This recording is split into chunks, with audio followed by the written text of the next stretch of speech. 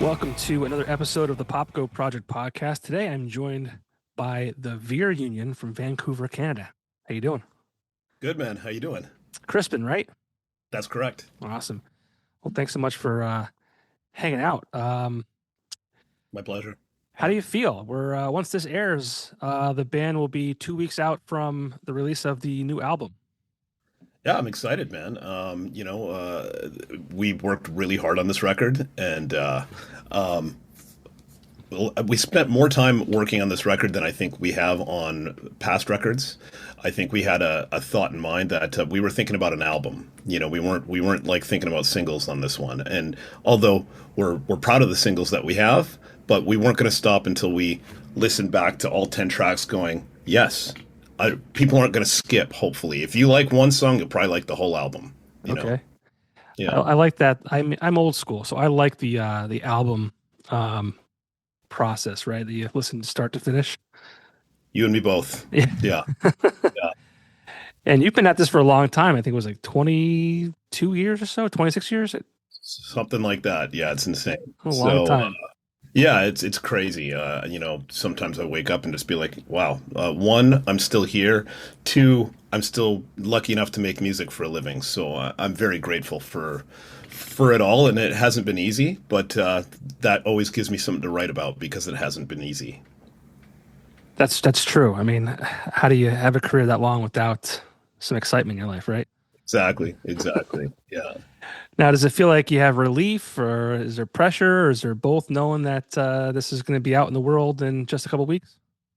It's interesting. I've had a few people ask me, do I feel any pressure? And it's so funny. What I can say is this.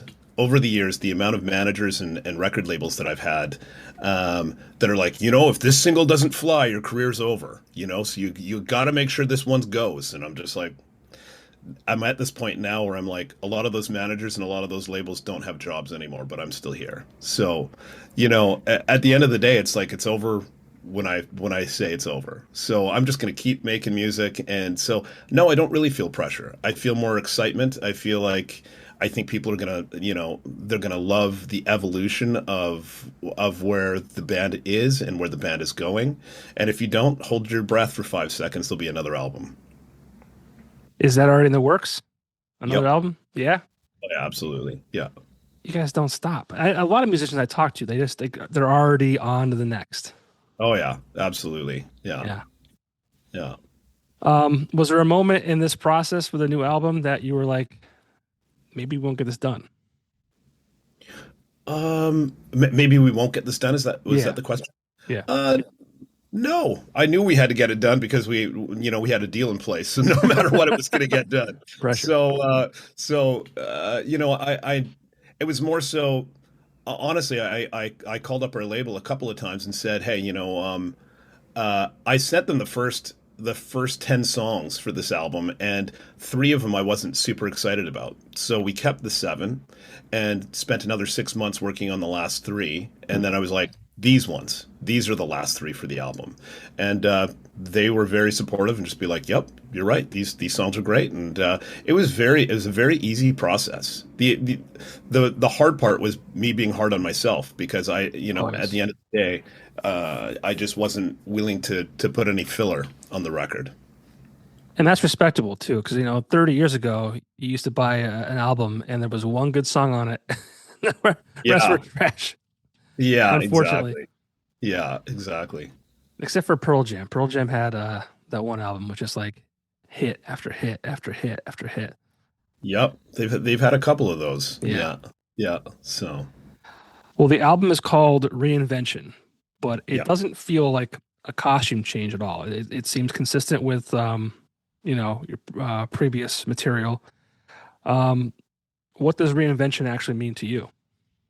I would definitely disagree with you. If you go back to the Really? beginning of where, yeah, oh yeah, absolutely. The early stuff, yeah, but the last the early last stuff. couple.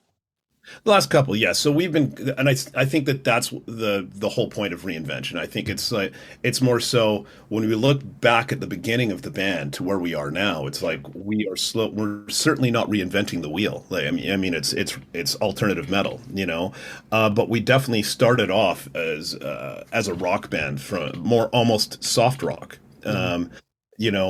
borderline new metal, and but it was always like bands like from the beginning of my career, I was listening to bands like Pantera and you know, metal. We've never really kind of bordered on that. So this album, I wanted to have a heavier edge than previous albums, and but I without losing the melody. Hmm. So and I think that we achieved that, and I think that so reinvention means kind of like reinventing ourselves as we get older. A lot of bands seem to get lighter as they get older, and we did the opposite. Okay. So yeah, so I think Was that's in a nutshell. Yeah, go ahead. was that on purpose, or is that just kind of how it just kind of happened? I think it's a bit of both. I Yeah. think naturally this is what we wanted to do, and because we wanted to do that, in our hearts, it was like, okay, well that was the natural progression. Right. Yeah. And you talked about it being heavier, and it feels a little heavier emotionally as well as sonically. Um, Yep. were you writing from scars, or were you writing from like Oh the yeah. current fight? Oh yeah. I think both. I think that at the end of the day, I don't think I've ever really written. There's some people that they read a book or and they write about that. That's never really been me. It's I experience something, and in that moment when I experience it, I start writing about it from a lyrical standpoint. And I think the real trick is being able to, when you're writing a progression for a song and you're listening to that song and the feel of that song, going, I know what that lyric is because it feels like this song, and being able to marry those two emotions together. And I feel like we definitely did that on this album. When we listen back and go, yes, that's exactly how that was supposed to feel. So. Whether we nailed it, it's going to be up to the people. But in my personal opinion, I feel like we did. What are your thoughts on that as it gets, as we come close to this being introduced to the world? Like, it's everyone's. It's no longer just yours. Yeah, it's always exciting. It's Yeah. always exciting, and so far the feedback that we've already been getting has been so positive, and we're so grateful, especially at this point in my career, because you just never know. People change, and people get older, and then a lot of people as they get older, they're not even interested in discovering new music. A lot of people are they're like, well, I got into Metallica and that's all I want to listen to, and I'm just kind of like, I've never been that way. Yeah. My whole entire life I'm like, across genres, I'm always like, I want to know what's new. And but there's a lot of music coming out now the market's saturated. It's just everybody can do it. If you've got a computer, you can make a record. So I think the real challenge now is just trying to make sure that you're pushing forward, but at the same time without losing your fans. So yeah, I guess Yeah. that's the short answer there. Yeah, I work. long short answer. Yeah. No, that's, I love it. I love it. I actually work for a couple radio stations. One of them is called Rock 107. It's a classic rock station. And obviously, as the years go on, we have to add, um, we're adding like late 90s or 90s music to that classic Yeah, rock genre because it's considered classic rock. But yeah, that audience tends to like what they like. And that's it. that's that. Yeah. Yeah. Yeah, they remember their high school days, and they just want to they just want to listen to Pearl Jam and Alice in Chains and Metallica, and you know what, I love all those bands, Yeah. but at the end of the day it's like I want to hear different sounds, and I want to hear different emotions, and I've always been interested in like I said, right across genres, whatever feels fresh, I'm interested in that. Yeah. The other station I work for is called Fuzz 96.1. So it's an alternative station, which is the it's finding new music and the new Yeah, stuff coming out, which is really cool. So I get the it's best of awesome. both worlds. Yeah. Yeah, that's awesome. That's Yeah. great. Yeah. Was there anything on this album that made you uncomfortable to release? No, definitely not. I would definitely say that I wouldn't say that uncomfortable would be the word that I would use.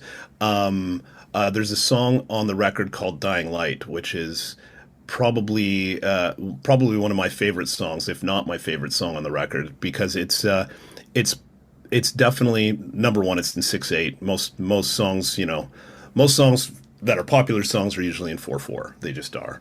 And but Dying Light was a 6/8 song, and it has so many changes in it. And so it just keeps on evolving the whole entire way. And so I would say it's the opposite. Because it's different, I'm so comfortable with going, I can't wait for people to hear this one because it is different. And I think that as an artist, if you don't feel that way, then you're probably not doing your job. Right. Yeah, I Yeah. always like, people, they fall in love with bands and then they might change course to like a little bit, and fans get up in arms because this isn't the same Blink 182 song that we're used to. And it's like, how can you, these are artists. Yeah, How can exactly. you, how dare you try to be like, just make the same thing over and over again? 100%. No, That's it's crazy. just, That's always, I always found that crazy. yes. Yeah. What was the most recent experience? Was it a Day to Remember, maybe a couple years ago? They released a new album. I think it was in 2023, and fans Okay. were just upset. And it's Yeah. like, it's music. Yes. It's supposed to change. It's supposed to be different. It's Like, absolutely. And because people are putting out so much music, it's all you have to do is just sit still for 5 seconds. Something else is coming out, and you may or might not like that. It's like, I try not to get too involved in the emotion of all of it, because I've had records that have been very successful and had records that weren't as successful, and so for me, I just keep on pushing forward. And but if I'm not making music that scratches that itch for me, and I'm just doing it for the people, then nobody's winning here, right. and I won't be doing it for very long. So I've got to always be doing something where I listen back and go, I can't wait for people to hear this, And when I feel like I've reached that point, then I think it's right. Yeah. They may or may not like it. Hey, That's going to be up to them. somebody will. Yeah. Somebody will. Yeah, absolutely. So talk about that too, because you keep saying like, it's very easy for somebody to, create music and put it up on Spotify. It's kind of oversaturated. I talk about that a lot on the show. But you kind of experienced both sides of that. When you first started, it was, early 2000s, correct? Yep. So before all the, streaming services and things like that. Talk about those two different worlds and how you kind of navigate that today. It's been a journey. I remember, first of all, when I signed my deal with Universal Records, at that time it was all about downloads, Hmm. and hard copy CDs were kind of just slow. I don't want to say fully phasing out, but obviously, as we know, hard copy CDs are. It's like a specialty item now. It's Yeah. like if you have a hard copy, it's like, wow, I've got a hard copy of that. So it's not the same world. But when I signed with Universal and I put out, we put out Seasons. It was successful. I had to fight the label on that, and they really wanted to put out a song called "Over Me," and I was like, no, that's not the track. It's we want to put out something a little heavier because that's who we really are at heart. And we fought for that and we won. And then right after that, they were like, okay, good job. Now let us take it from here. We're going to put out a song called Youth Yesterday. And I'm like, don't do that. That's going to be the end of our career with you guys if you do that. And they were like, you got to let us do our job. They put that out and it failed miserably. And they dumped so much money into that single. And I said, I told you that this was going to happen. They're like, yeah, you didn't sell enough records, so we're going to have to let you go. I'm Wow. like, and that was that. And then after that, I moved on to now the next thing that came in, and this is about 2012.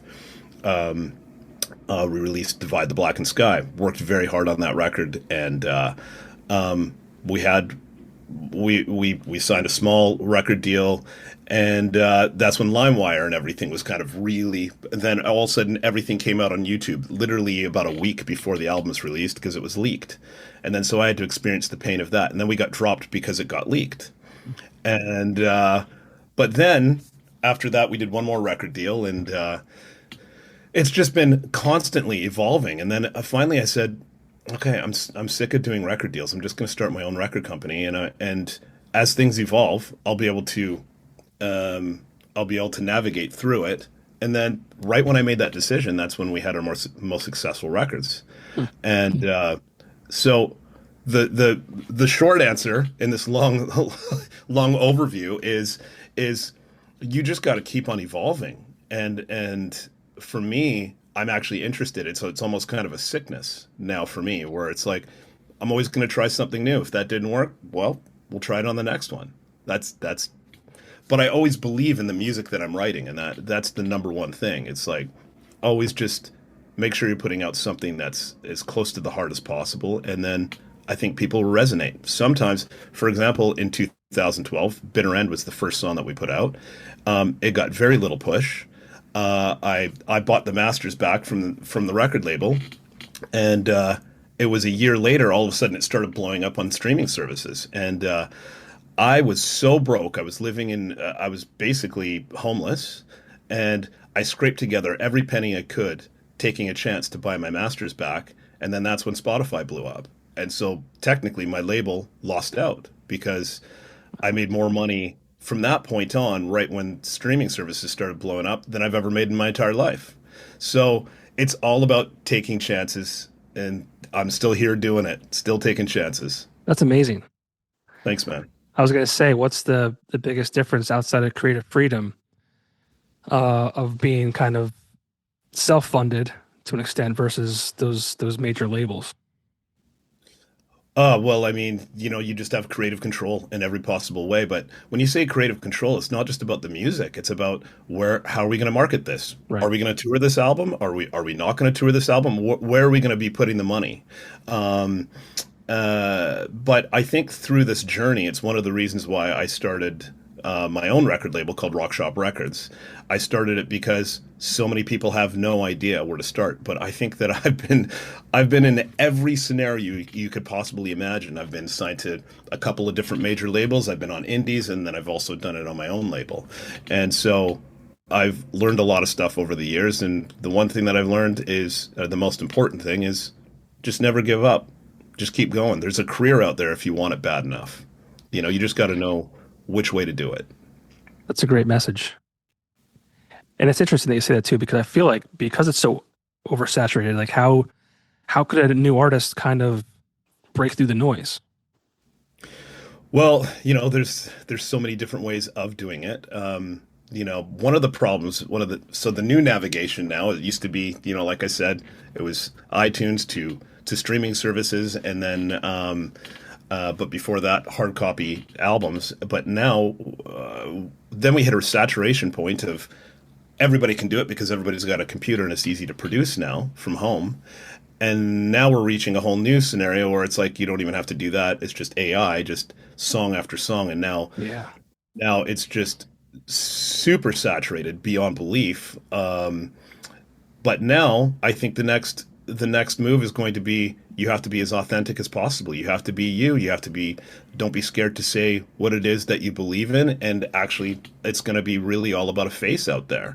Because I think that people might like the AI stuff that's coming in, but they're not going to be able to connect with those people. And we are human, and right. People want to connect. And so I think that that's going to be the next thing. It's like the more authentic you truly are, the more chance you have of actually having success. I love that. What are your thoughts on AI? Because I think that's crazy. Like, that's got to be, as an artist, as someone who like breathes, like sleeps, eats, all that, like that's got to be like frustrating. I think the most frustrating part is like for me, I thought, places like Spotify and Apple Music were like, I'm like, this is so cool, getting my release radar and hearing all these new bands, and some of them I know and some of them I've toured with, and always being able to hear now My release radar is absolutely flooded with bands I've never heard of before that are not very innovative. They're not very good. And it's getting to the point where I'm like, I don't even want to check my release radar anymore Yeah. because it's all AI bands. So I think that that's negative. But I definitely also think that there's new innovative tools that are being discovered for artists to that will help their songwriting. I don't think that it's a great idea to go out and and just take an AI song and just do that AI song. That's not really, from my perspective. I don't think that that's very human. But using these new tools, I don't think that I think that that's good. Right. But flooding the market with AI songs with faceless bands, I don't think is great. I think it's just flooding the market. But Yeah. with every negative, there's going to be a positive. So once that market gets flooded with a bunch of crap, people will start cherry picking again, and they'll go to whatever they connect with. And I think that that is going to be the future. So people just got to be real and be authentic. And I think that that is what's going to, it's going to be the cream that rises to the top. Yeah. I mean, it has to. And I think even like, social media, like we're so inundated with all this garbage all the time. It's Yeah, I'm it's a blessing and a curse, right? Uh, 100%. but yeah, I often wish it would just go away at sometimes, Yeah. Well, actually, to add to that, if you would have told me, 20 years ago, hey, so your career is going to be all about what you have to do day to day on showing your face and doing all these things. Because I'm literally from the exact opposite time. I Yeah. remember, when Soundgarden came out, and I was like, oh, I can't wait for the next album. And I'd be standing outside the record store and looking at the poster and can't wait to read the liner notes, Hmm. and find out who did what. And it was all about this mystery. Now it's like mystery is Yep. not cool, not in the way that it was cool then. Maybe mystery is kind of cool in the way that Sleep Token's doing it, which I Hmm. appreciate. Love the band, Yep. but um, but it's just not the same. Now it's like you actually have to get out there and go, okay, so here's the 10 things that I'm doing today, Right. every single day. If somebody would have said that that's going to be the way it's going to be, I probably would have been like, I'll get a job. Yeah. That's the truth, man. It's like, and Yeah. I feel like I'm 43, so I feel like I'm like a 5 year window of like when like I'm too old to be doing that. Like this makes me uncomfortable, right? Like Totally. selfies are weird, like, and Yeah. I'm trying to build, my presence on social media, and it's Yeah. not from a vanity point of view. It's more like I want to build because I want to be able to, the people I talk to, like you, Yeah. introduce that, you to more new people. Like that's like my goal of this whole thing, but Yeah. Yeah. it's very strange. Yeah, it's a weird time, and I Very think it's only strange. going to get weirder. Now we're seeing the amount of content that we see where it's like, oh, that's hilarious. Oh, that's AI. And Right. some of it honestly is hilarious. There's Yeah. some great comedic stuff out there. But then all of a sudden some kind of music comes up and I'm like, well, it's not bad. Oh, who is the band? Oh, there's a mask. Oh, okay. Oh, this is AI, Yeah. And so it's just flooded everywhere you go. So I find in my life now, I really try to be like, I don't want to consume as much on social media. It's for bathroom breaks. That's about it. That's about it. Yeah. We had our like a Verizon service went down a few weeks ago. I'll tell you Yeah. what, man, that was a boring bathroom break. Yeah, so, I was like, man, this is how we used to live. yeah, exactly. This is crazy. I'm not doing anything. Yeah, we used to Yeah, read the no. back of soap bottles and stuff. Yeah, no kidding. No kidding. Yeah, Yeah.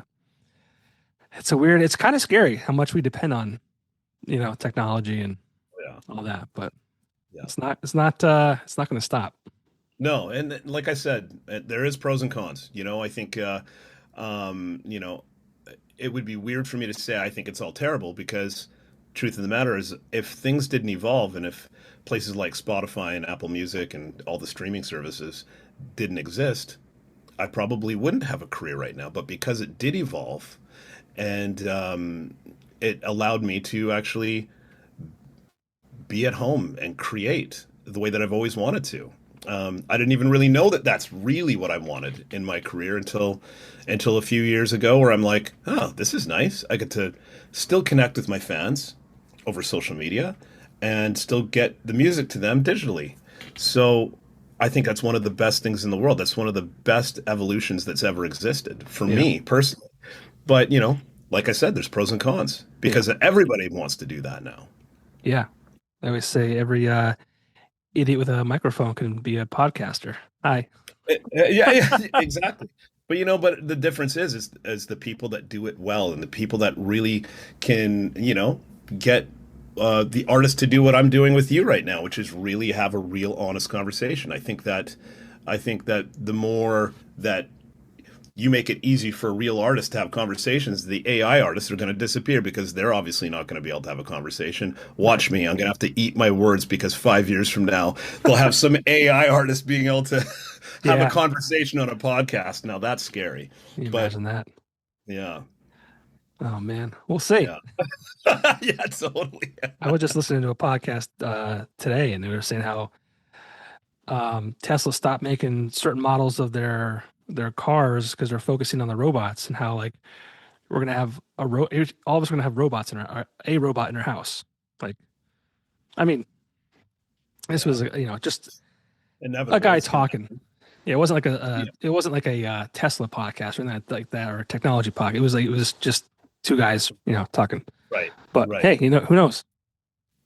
Oh, I believe that that's going to happen for sure. Yeah, It's inevitable that is, everybody's seen Terminator and they're just like, we need to run towards that. We need it as soon yeah, as possible. Well, it's on its way. yeah, That's all I got to say.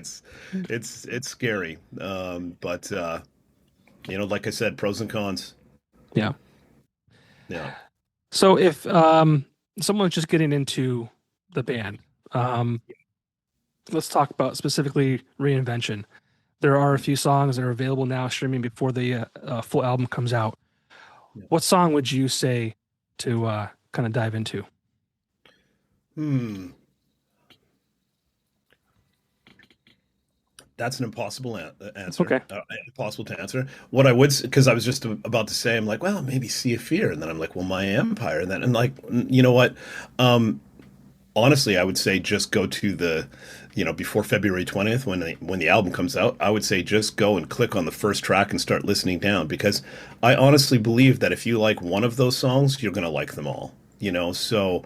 But what I will say is, like I said before, the song that I like probably the most is "Dying Light" because it's a bit different than the rest of the record. But like I said, if you like one song, you're gonna like them all. That's my honest feelings, and I didn't want to stop working on this record until that was achieved. Did you record them or at least put them in the order they're in on purpose? Does it kind of have that flow to it? Yes, yeah, for I sure. love Yeah, that. yeah. I grew up listening to records, man, like start to finish. Yeah, amen. It's the same for me, and I think that again, that's I know that we're in this single-based world, but I'm so bored of it. I'm interested in the artist, and so that was the main focus on this record is we want to make a great record, not well, we just need a big single. No, I want a great record first and foremost. That's been my focus on this record. Yeah. It's I'm torn between the process these days. Like, back in the day it was every 2 years you get a new record, which was cool because you got excited for it, right? Mm. Now it's like a single every 4 to 6 weeks. But now it's like I'm getting more new music from my favorite bands more often. So it's like I'm torn between Yes, that whole yes. process. Yeah, and I think you know, I'll tell you straight up, the one thing that has been weird about this record is in the past, on my own label, we put out a record, we put out a single, and we'll be writing the next single while that single is out. And then we just keep on progressively. There's something special about doing it that way. But this time, because we partnered up with the Rising Empire, um, we wanted to do the whole thing all at once. And now, because it took like, a year and a half, 2 years to make that record, and now it's taken, 7.5 months to release the record, and I'm just like, this is taking forever. Yeah. Like, let's get this thing out. Yeah. So there's certainly there's pros and cons again of that whole scenario. Whereas like I could look at the whole album and be like, I love what we created here. It's a full story. You have the whole package.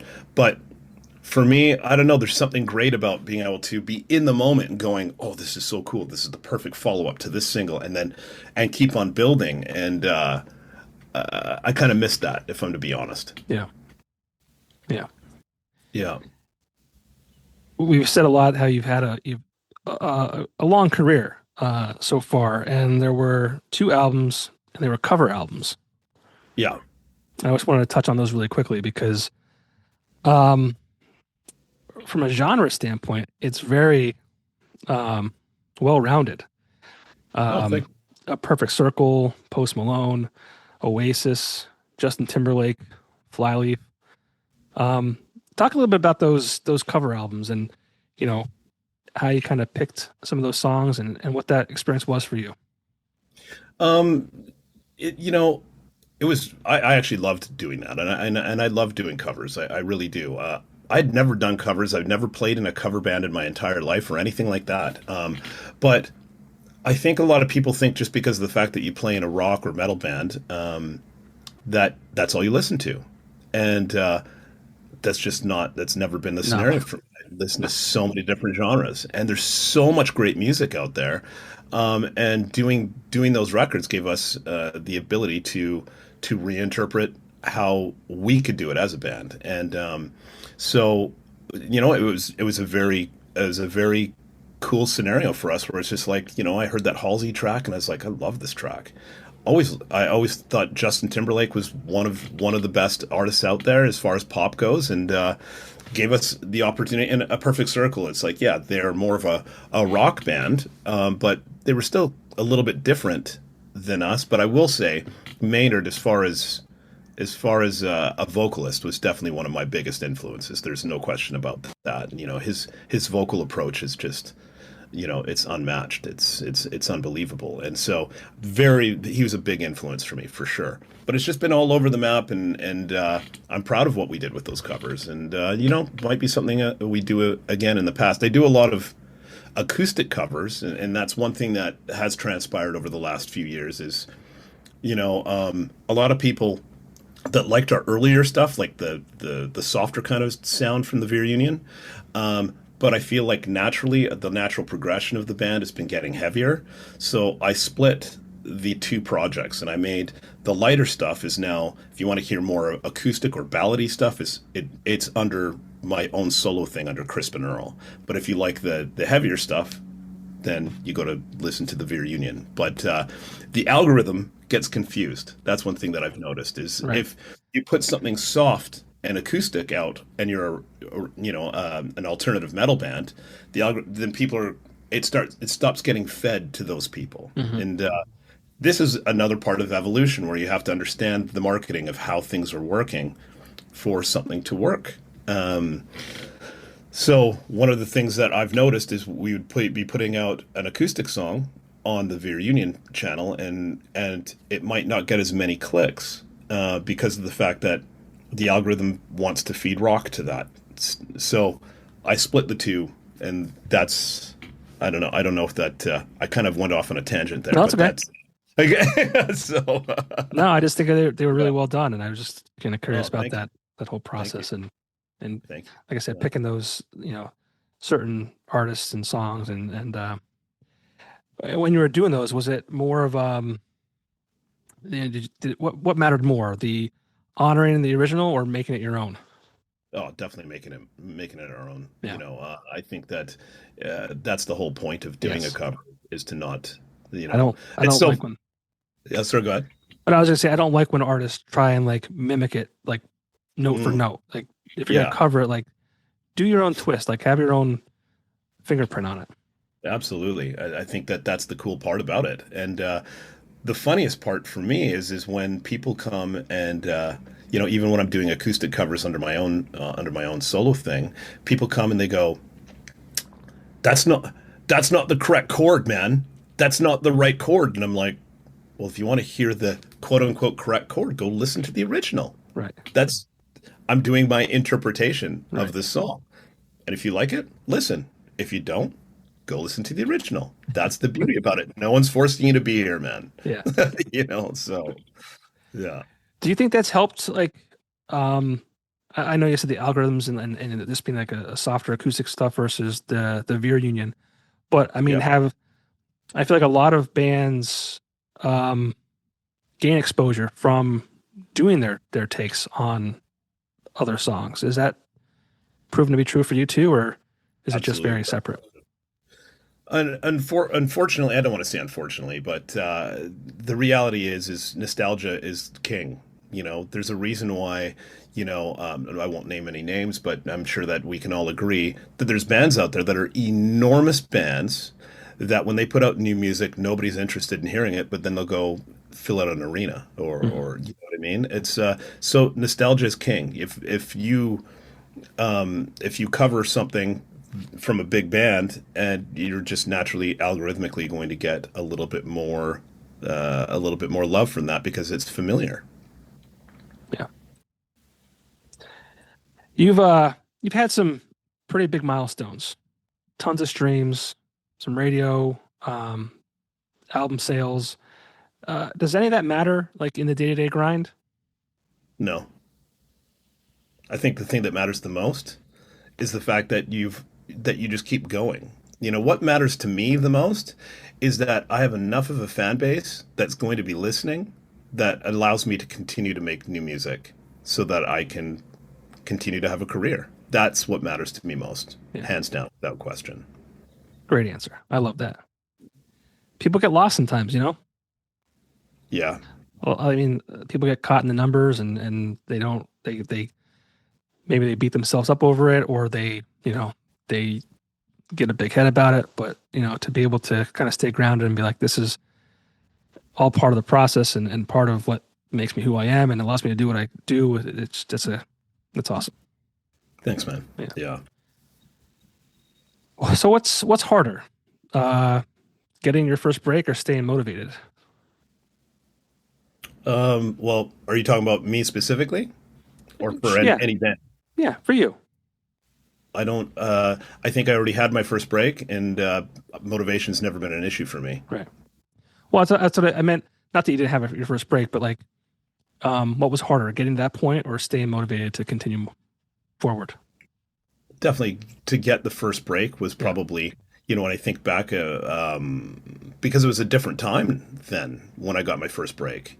Um, at that time, there was really no such thing as social media when I got my first break. It was, but there's also something pure and amazing about that period of time because, I've said this a few times, which is back in the day, if you got the interest of a major record label to check you guys out, the first thing that they would do is they would have to come and see if you could actually perform live or not. You know, um, that's the number one thing. It's like, oh, love the music. Oh, wow, they have a local following. Okay, there's a buzz here. Okay, let's go and check them out. So they would come and see if you could actually pull it off live. You don't get signed if you can't pull it off live. Nowadays, nobody cares about live. Nobody cares if you can pull it off. They just want to know that you've got a great algorithm on TikTok. And, that's so back in the day, you had to be really good at your craft in order to actually get a shot. So that first big break, totally different world. Mhm. Now, if you can manipulate the algorithm to be popular, not good, just popular. Popularity is king now. Yeah. Yeah, it's weird. Yep. Talk about your live performances. What could people expect when they see you for the first time? That's a great question because we haven't performed live in 4 years. The Okay. last tour we did was 2022. And let me just touch on that real quick, which is some people will ask why. And the truth of the matter is, if you followed us over the years, you know that basically every single time we've done a tour, we're still kind of in that mid range of a band, and so touring still it can be really tough for us. So we go out in our RV. It's super expensive to get an RV, and every single time we've got an RV, so that we don't have to have hotels, and so that saves us money there. But the RV dies because RVs were never really built to do 50,000 kilometers at a time. Right. Maybe in its lifetime, but not at a time. Yep. So every single time we've gone out and we tour, the vehicle dies, and then we get back and we're broke again. And a lot of people, a lot of people don't realize too. It's like every time we go to the United States, we have to get a work visa, and that work visa is minimum $10,000 for us to cross the border. Wow. So we are $10,000 in debt because we had to get a work visa just to play our first show. Even if you just want to play one show, it's the same thing. And then you invest another 30,000 or 40,000 into your tour vehicle, so you're $50,000 in debt before you've played your first show. So, needless to say, I'd love to talk about our live show, but we haven't really focused on our live show. This might be the first year since 2022 that we're planning on doing some shows again. But I'll be honest and say, there's a good possibility we might have to do some kind of GoFundMe to raise some money to get a new a new tour vehicle, because it's just so expensive and it's tough to get out there. I used to work for a screen printing company, and I would work with bands printing their merch. Yeah. And the cost that they would tell me that the buses would be insane. Oh yeah, it's crazy. Insane. Yeah. And then on top of that, I didn't realize that like some of the venues, and I don't think people understand this either, because they're like, why does a t-shirt for my favorite band cost $75? That the venue takes a cut of those sales. That's crazy. Oh yeah. Oh yeah. Crazy. And even worse, a lot of people don't realize that when the people that want to buy hard copy CDs, if we have to buy them from our record labels, the record labels charge us the same amount that they would charge a fan. Right. So if we're buying, we have to charge double. So people are wondering, why is this CD $40 or $50? It's like, because we've already paid $25 or $30 to the label to buy that CD. Yeah. And so touring's a whole different ball of wax. It can be really tough. We love it. We do it because we love it, and we can't wait to do it again. I think we're definitely planning on doing some touring this year. That's how I can answer that question. It's tough. Yeah, I couldn't believe it when I found that out, because I guess I'm just like naive, and it's heartbreaking, because it gets passed down to the consumer too. It's like everyone's trying to have their hand in the pocket, and it's like, man. Oh yeah, yep. And so if you're a musician and you are making enough money to put food in your mouth and have a roof over your head, you're doing well. Yeah. Yeah. Is this, when you were growing up, is this where you thought you would be? Was this like the ultimate goal? Like, I want to be a full-time musician? I think that when I first started, I think I had more so that dream of being, the next Pearl Jam, But I think as I got older, I'll be honest with you, the thing that I like the most is the fact that I can walk into my grocery store and no one's throwing fruit at me, because they hate me and I don't even know who they are. That kind of success, I'm not really interested in it. I realized, a couple decades ago that I'm like, the real dream is to just be able to do it as your full-time job. And I'm doing that. And I've been doing that for decades now, and I'm grateful to be able to be doing it. But it hasn't been easy. There's ups and downs constantly. And I'm sure that there's going to constantly be more ups and downs, but still here and I'm still doing it, so I'm grateful. That's part of the artist path as well, there's no you're not taking a safe desk job, you're it's a huge risk. Yep. It's a lot of respect for you guys. Yeah. Thank you. Yeah. Appreciate that. So what's next for the Veer Union? As far, you're going on some shows later on, but I know you said you kind of have some more songs you're working on. The next Yep. record's already, in the thoughts. Like, what's next Yep. for this year? Because it's only February, so Yeah. Yeah. Well, something that's kind of cool is kind of, we kind of did a bit of a reboot in 2012. After we got dropped from the major label, the band that existed as it was then, who had been together for about 10 years, um, um, that band ended at that point in time, and our kind of rebirthing, who is the band now and has been the band since 2012. In 2016, we put out a record called Decade One, and it was a bunch of songs I'd written 10 years before that I never released, and I redid those songs and put them out. And it was a fairly successful record for us, and it was kind of the beginning of the new band. That was 10 years ago. So I think we're going to be doing like a 10-year anniversary of that record. And I think we'll probably put together kind of the last few things that we've done, reinvention, 10-year anniversary of Decade One. And I think that we're going to tour it and probably put some packages together and see if we can raise some money so that we can go out and tour it. That's kind of the plan for us as we move into the rest of this year. That's the short answer of that. very cool. Yeah. Couple of questions just for fun and let you go. One song, yours or someone else's, that still hits every time. Hmm. Hmm. Gosh, there's so many songs out there. I don't know if you had like one off the top of your head that like maybe you covered or whatever. Um, the first song that came to mind was actually Judith from A Perfect Circle. It never gets old for me. Yeah. Yeah. Tool and a Perfect Circle for me is just like that. It's just so good. Oh, amazing. Yeah. Amazing. Yeah, Maynard can do no wrong. I agree. Even makes, from what I'm told, good wine. Yeah, that's what I hear. Yeah. What keeps you going when the industry like tries to push you down? Oh, the the best part is for me, I'm always trying to figure whatever I want to figure the way out. When it's like, oh, this is happening now. I'm like, okay, so how do we figure out? It's like I don't play video games. So at the end of the day, it's like my world is going, I get excited trying to figure out how to get out of a bad situation because that's been my whole entire life. It's almost a sickness of mine, you know? And then once you get to the other side of it and be like, that worked, Yeah. or, oh, that didn't work. We gotta pivot again. Oh, that did work.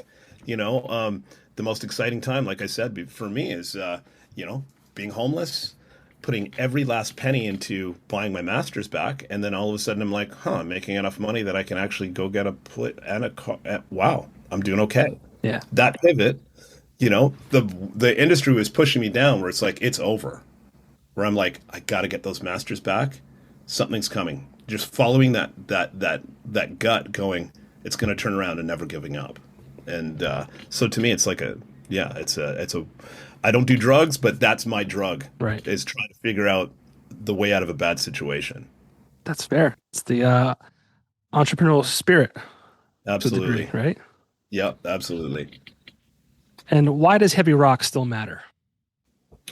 I think that there's an emotion that you get from heavy rock that you just can't get from any other genre. You don't go to like a pop show and see them, you know, uh, feeling that aggression and seeing the mosh pit. You're just not going to see that at a pop concert. It's a different emotion. It's going to be great, but rock and metal from its core just has something else, something more primal than any other genre, in my personal opinion.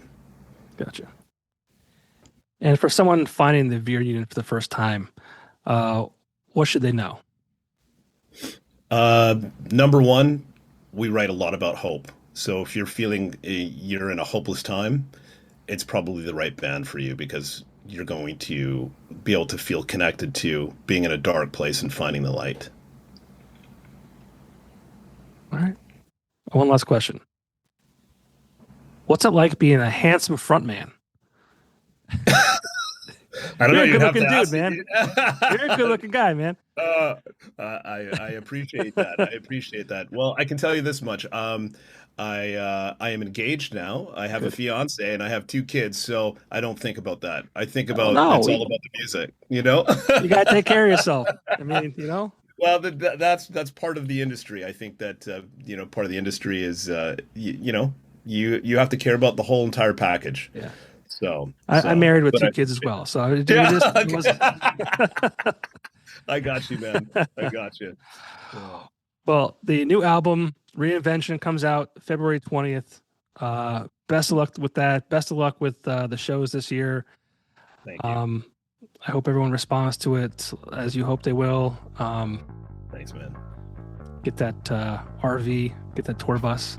Yeah, totally. Thanks, man. I appreciate that. And thanks so much for having me on the show. It was great talking to you, man. Yeah, thanks so much for your time. I really appreciate it. You bet. All right, take care. Okay, you too. Bye. See ya.